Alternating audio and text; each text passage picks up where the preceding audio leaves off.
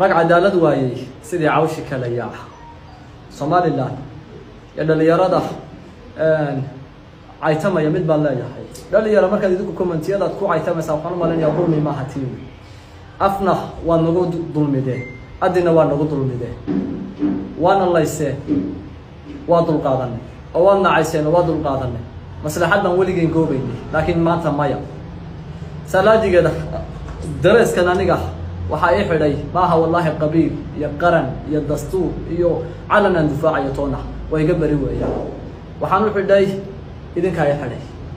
markaad disheen walaaladayo markaad tiyaasheen aad disheen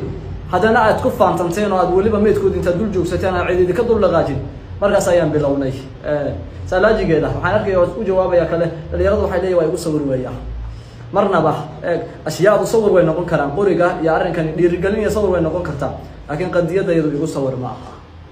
waa kacnay waa baraarugnay khalaas ma soo laabanayno insha Allah billahi ta'ala sidaana waa naqaanayo waa wanaag weeyaan hadaad walaalayaal wanaajisataa oo dadnimadayada iyo midnimadayada noo ogolaataan way soo dhaweynaynaa sidaana waa naqaanayo waa waxaad ka dheeftaa